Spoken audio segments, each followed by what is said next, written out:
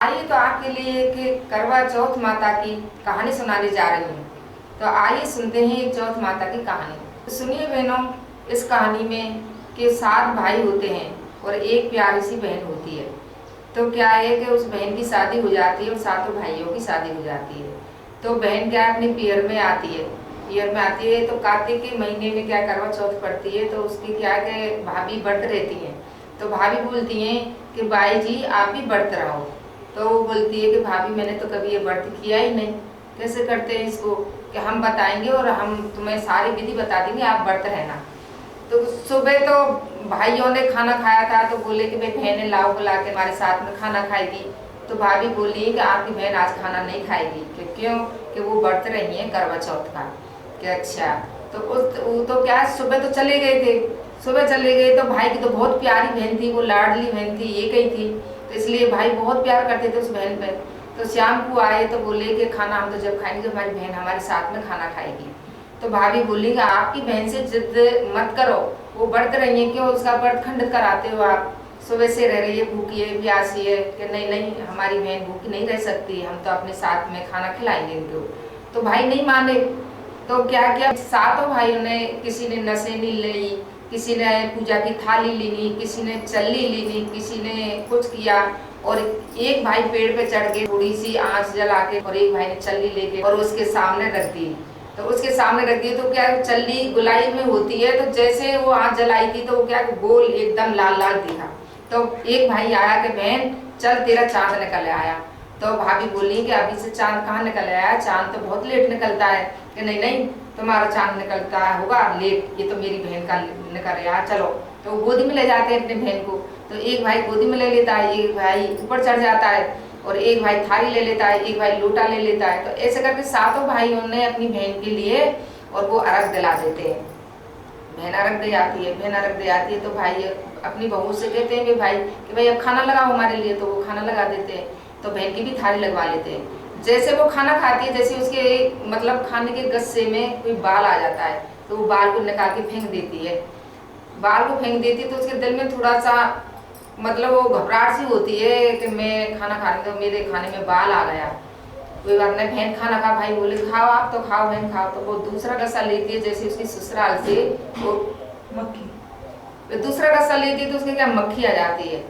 तो वो मक्खी देख के तो बहुत बेचैन हो जाती है, बोलती है भाई मेरे तो क्या है कि मेरा मन नहीं कर रहा है खाना खाने के लिए। कि नहीं बहन आप सुबह से नहीं खाया ना, तो इसलिए क्या है कि आपकी भूख थोड़ी वो हो गई है, तो इसलिए आपको खाना नहीं भा रहा है, आप खाओ, बड़े प्यार से खाओ। तो कोई बहन कोई भाई खीर खिलाता है, कोई पूड़ी खिलाता है, कोई हलवा खिलाता है। तो वो बहन का है उसका मन नहीं मानता कि भाई मैं खाना खा लूँ। फिर भी क्या है वो तो भैया का लाड था, वो भी लाडली थी बहन। तो वो खाना खाती है, जैसे उसकी ससुराल से खबर आ जाती है, खबर आ जाती है कि ऐसे ऐसे उसका आदमी मतलब खत्म हो गया। तो वो घबरा जाती है, रोती है और मतलब बिलाप करती है। तो उसकी क्या है कि एक बुढ़ी दादी थी लड़की की। तो बोली कि बेटी तू रोए मत, तुझको जाना तो पड़ेगा ही। तो भाभी कहती हैं कि अब बताओ दादी जी हम क्या करें, इसको कैसे भेजें। कि आप चिंता मत करो, ये बक्सा है मेरा, तो इसके बक्से में देखो आप खोल के नहीं, जो चीज़ ऊपर रखी हो जो ही इस बेटी को पहना दो। तो वो बक्सा खोलती है तो उसमें क्या, एक तो तुलसी की माला निकलती है और एक सफ़ेद साड़ी निकलती है। तो वो साड़ी पहन लेती है, तुलसी की माला पहन लेती है और कहती है वो अपनी पोती से, दादी कि बेटा तो रास्ते में कोई भी मिले तो उसके सबके आप पैर छीती हुई जाना। कि ठीक है दादी। वो चली जाती है, चली जाती है तो जो कोई मिलता है उसके पैर छीती जाती है। तो सब यूँ कह देती हैं अरे तू क्या है, तेने व्रत खंडित कर दिया, तू ऐसी लाडली, क्या ऐसी कोई लाडली होती है क्या। तो ऐसे कहती कहती बेचारी सबकी सुनती हुई चली जाती है। तो अपने ससुराल जब निकट पहुंच जाती है तो क्या कि बुढ़ी होती है, बुढ़िया होती है। तो अपनी जैसे रास्ता होता है तो अपने मतलब गांव में जैसे मकान बने रहते हैं, तो वो क्या चरखा काट रही थी, चरखा काट रही थी। उसने जाकर उसके पैर छुए, तो पैर छुए तो वो डोगरी बोली, बुढ़िया बोली कि सीरी रे सपूती रे दूधन नहाओ पूतन फलो। तो उसकी क्या थोड़ा संतुष्ट हो गई वो बहू बेचारी के, चलो कोई बात ना, मेरे ससुराल में तुमको अच्छा आशीर्वाद मिला। फिर वो थोड़ी आगे चली, थोड़ी आगे चली तो वो सामने से उसको लेकर आ रहे थे। अरे क्या आशीर्वाद दिया मेरे लिए, मेरा आदमी को तो लेकर आ रहे हैं ये। तो वो क्या कि घर नहीं गई, वो रास्ते में बोली अपने देवर जेठों से कि मैं तो इनके साथ चलूंगी। तो देखो बहुत से लोग तो ऐसे होते हैं, अरे जा दिन तो तेरे साथ नहीं दिया, वहाँ चली गई है वो है, और अब आके नहीं अपने हमारे और वो कर रही है, हमें रोक रही है, हमको ले जाने दे ले जाने दे। तो क्या है कि उसमें बड़े बूढ़े भी थे, तो बड़े बूढ़े बोले कोई बात ना है, बहू बेटी है, चलने दो थोड़ी सी दूर, और इसको समझू क्या वापिस कर देंगे, वो घर आ जाएगी। तो उसको ले जाते हैं, जब तक मरघट तक पहुँच जाती है वो, तो उसकी जो वो चिता पिता बनाते हैं, तो वो बहू क्या करती है कि वो सबके हाथ जोड़ के नहीं और प्रार्थना करती है कि भाई मेरे देवर जेठ हो, मेरे ससुर हो, आप मेरे पिता के बराबर हो, जेठ है मेरे भाई के बराबर हैं, मेरा थोड़ा सा कहना जरूर मान लेना, मुझे इतनी जरूर कर देना कि मैं इनकी थोड़ी सेवा कर सकूं, और इसको मेरे हवाले कर दो, यहाँ पर मुझे एक झोंपड़ी बना दो, इसी में मैं रह आऊँगी और इसकी सेवा करूँगी।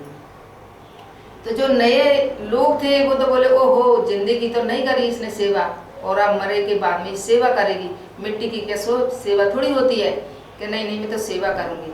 तो कोई बड़ा बूढ़ा बोला अरे भैया एक आध दो दिन की बात है, चलो कोई बात नहीं, या कि मर की रह जाने दो। तो वे छोड़ आए।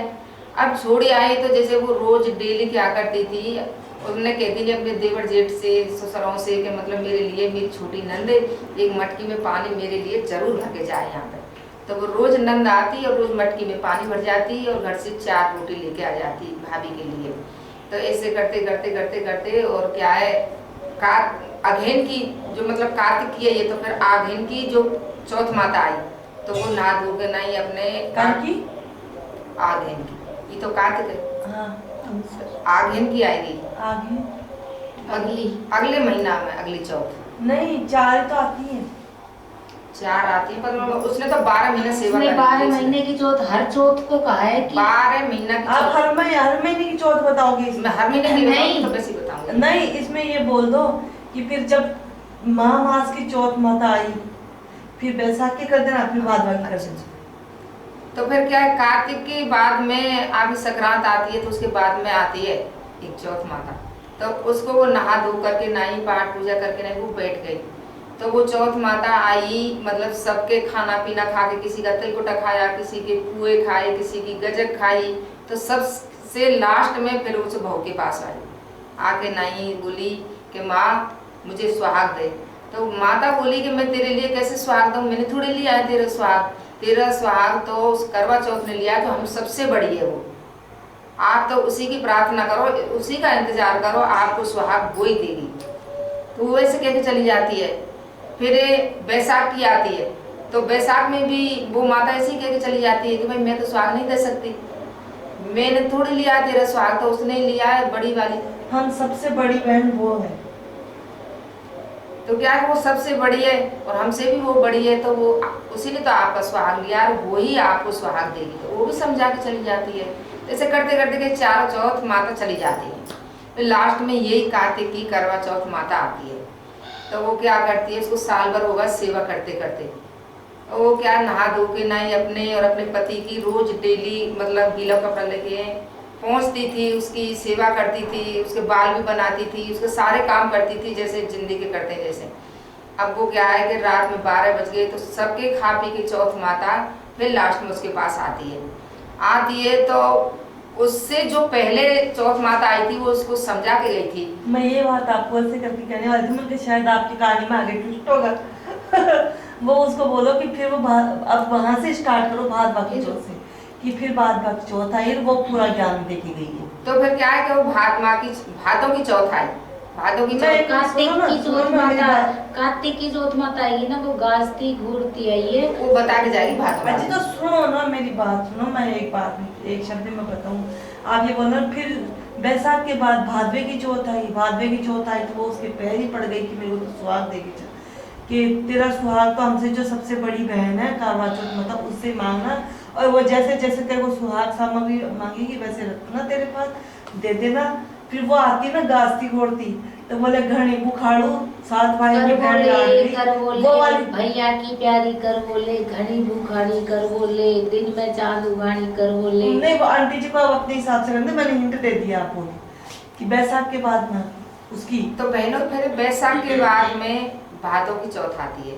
भादों की चौथ माता आती है तो वो क्या है कि उनके पैर पकड़ लेती है, खूब अरदासना करती है कि हे माता मेरा सुहाग दे दे, हे माता मेरा सुहाग दे दे, मुझसे गलती हो गई। और मैं भैया अपने भाइयों के प्यार में वो हो गई थी। मुझे पता नहीं आपकी महिमा का, मैं तो क्या पहली बार ही बरत रही हूँ, मुझे ऐसा पता भी नहीं था कि ये होता है। तो माँ मुझे चौथ माता मुझे सुहाग दे।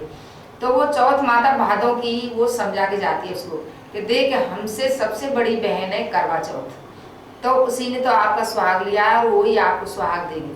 तो आप क्या करना कि जैसे जैसे माता रानी बताती जाए जैसे जैसे करना। बहुत गुस्से में आएगी वो, बहुत गुस्से में आएगी, मतलब आपसे हाथ भी नहीं लगाने देगी, आपके चरण भी नहीं दाबने देगी। पर तुम तो क्या के चरणों से लिपट के जाना, छोड़ना ही मत कि माता या तुम मुझे मार दो और या मेरा सुहाग मुझे वापस दे दो, तुम तो ये अड़ जाना और पैर पकड़ लेना, छोड़ना ही नहीं। तो वो समझा के जाती है। तो बोले ठीक माँ, आपने जैसा कहा है मैं जैसा ही करूँगी। वो चली जाती है। फिर कार्तिक में यही बड़ी माँ चौथ आती है, करवा चौथ।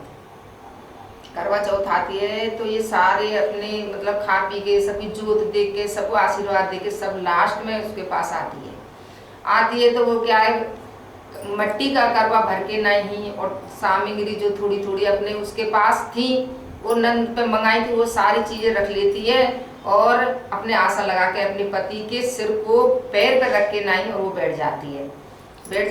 तो करवा चौथ पति किसी को गोद में रखे, पति के सिर को गोद में लेकर वो बैठ जाती है। करवा चौथ माता आती है तो बहुत गुस्से में आती है कि उसको तो पहले गुस्सा आ रहा था।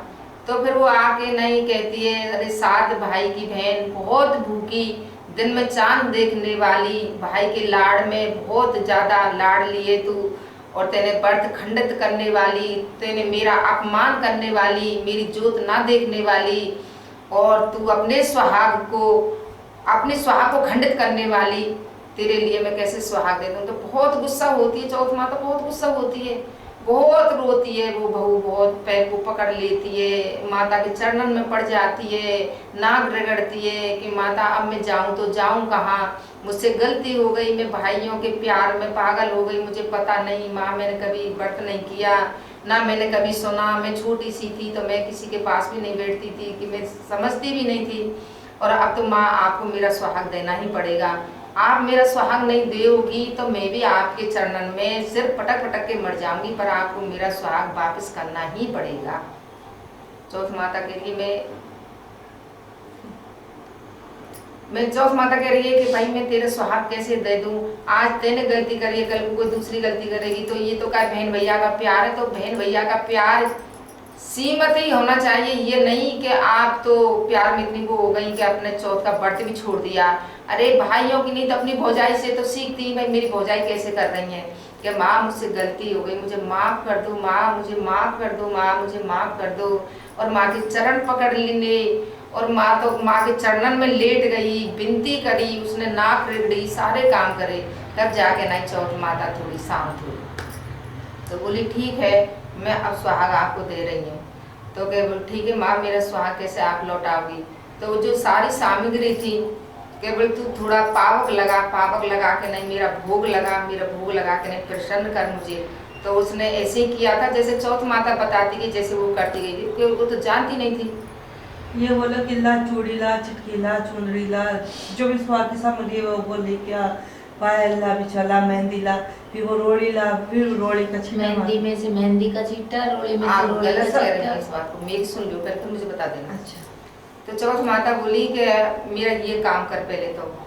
तो फिर उसने क्या है कि जो नंद थोड़ा थोड़ा सामान दे के गई थी, मैंने सारा सामान अपना इकट्ठा करके नहीं माता रानी के चरणन में अर्पण कर दिया कि माता रानी मेरे पास तो यही, आपको पता है कि ना तो मैं घर में रहती हूँ, ना मैं कहीं जाती हूँ, ना कहीं आती हूँ, जो मेरे सामने है ये कच्ची मटकी है, इसमें मेरा पानी भरा हुआ है, और जो बासे कुसे टुकड़े हैं जो दे के जाती है मेरी नंद, तो 2 रोटी मैं खाती हूँ, 2 रोटी मेरे पति के नाम की रख देती हूँ, तो ये 2 रोटियाँ और ये मेरा पानी है मटकी में, आप इसको अर्पण करो और आप इसी का भोग लो।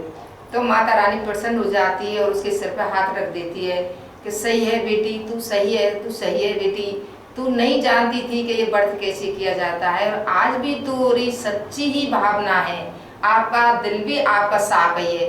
तो क्या माता रानी उन्हीं 2 रोटी जो उसके पति के नाम की निकलती थी उन्हें देख के नहीं वो प्रसन्न हो जाती है, और वो खाना खा लेती है, भोग ले लेती है, और फिर कह देती है कि बेटी मैं अब आपके लिए आशीर्वाद दे रही हूँ। तो वो क्या है कि जो सिर गोदी में उसका पति लेटा हुआ था उसके सिर पे वो हाथ फेरती है और कहती है बेटी तेरा पति बहुत सोया है, अब ये जग आएगा। तो वो उनके चरणन में ढोक लगा करके नहीं जाने लगती है। जैसे उसका पति का राम राम करके खड़ा हो जाता है तो वो पत्नी कहती है कि माँ रुको। तो जैसे वो माँ रुकती है तो दोनों बहू बेटे और माँ के चरणन में गिर जाते हैं और विनती करते हैं। और वो अपने उसके पति से कहती है चौथ माता बेटा तू बहुत सोया, कि हाँ माँ मैं बहुत सोया, कि कोई बात नहीं बेटा तेरी पत्नी से जो गलती हुई है मैं इसको माफ़ करती हूँ और इसको जो पहले जो सुख सुविधा थी उसको सारा चीज़ें देती हूँ और अमर सुहाग में इसको वरदान देती हूँ। तो माता कह के चली जाती है। तो उसी जगह पे जो झोपड़ी थी उसी जगह पे खूब बढ़िया महल बन जाता है, सारे काम हो जाते हैं। तो दोनों क्या है पति पत्नी चौपड़ फांसी खेलते हैं। तो वो नंद क्या है रोज डेली जैसे पानी और 2 रोटी लेके आती थी, जैसी वो आती है तो क्या माता झोपड़ी का महल बना दिया माता ने। तो अब वो क्या है उस महल के चक्कर काटती है नंद। तो वो ये से देखती है कि यहाँ तो मेरी भाई की और भाभी की एक झोपड़ी बन रही थी, अब ये महल कहाँ से हो गया। तो वो क्या जाने लगती है। तो पीछे को क्या है कि कुम्हार गधा चरा रहा था, जो गधे होते हैं कुम्हार की मिट्टी फिट्टी डालते हैं वो। तो वो क्या झरोखा में से देखती है वो बहू, तो वो नंद जाती हुई दिखती है। तो वो आवाज लगाती है कुम्हार के लिए, भैया भैया सुनो मेरी नंद जा रही है, वापस उसको बोलना कि आपकी भाभी बुला रही है इस महल में। तो वो कुम्हार आवाज देता है। तो वो नंद बोलती है कि भैया हमने तो हमारी भाभी भैया अपने हाथों से ऐसी जगह पे भेजे और ऐसी जगह पे महल, कहाँ मेरी भाभी और कहाँ मेरा भैया, कि नहीं बेटा तू देख इसमें से आवाज आ रही है। तो वो नंद जाती है और देखती है अपनी भाभी को और भैया को, तो बहुत प्रसन्न होती है, वो बहुत मतलब खुश होती है। तो उस मटकी को वहाँ ही डाल के नहीं और भगी भगी अपने घर जाती है। तो अपनी माँ से बोलती है माँ आप चलो, भैया भी जीवित है और भाभी भी, और दोनों खूब मतलब अच्छे रह रहे हैं और आप चलो मेरे साथ में। तो माँ कहती है कि बेटी मैंने तो मेरे इन हाथों से मेरा बेटा मरघट में भेज दिया, कहाँ है मेरा बेटा, कि नहीं माँ आप चलो। तो माँ आती है, माँ अपने सारे पड़ोसियों को लेकर आती है, अपने देवर जेठों को लेकर आती है और गाजे से बाजे से मतलब विधि से अपने बेटा बहू को और अपने घर ले जाती है। और चौथ माता का करवा या चौथ माता का बहुत धूमधाम से उद्यापन करती है। चौथ माता की जोड़ा जमाती है और जो सारी चीज़ें सुहाग की होती हैं सारी चीज़ें देती हैं और अपनी नंद के लिए अपनी भांजियों के लिए को जोड़ा जमाती है। और देखो बहन मेरा तो यही कहना है कि आप भी पूजा करो, चौथ माता का व्रत करो तो मन से करो, अपनी श्रद्धा से करो और जो चौथ माता को बने जो चौथ माता को अर्पण करो। ये नहीं जरूरी कि चौथ माता तो क्या कर लड्डुओं से प्रसन्न है, कि ये चीज़ से प्रसन्न है, कि ये चीज़, अरे श्रद्धा है, श्रद्धा मुजब आप अर्पण करो और माता आपका सुहाग अमर रखेगी और आपकी गोदी सदा भरे रखेगी, आपके भंडार भरेगी और आपकी बिजनेस, आपका धंधा, आपकी दुकान सब पे माता का हाथ है। जय हो मेरी चौथ माता। जैसे मैंने कहानी सुनाई है, बहनों अच्छी लगी हो तो मेरी कहानी को सब्सक्राइब करना ना भूलें, लाइक करना ना भूलें। जय माता, जय मेरी चौथ करवा चौथ माता।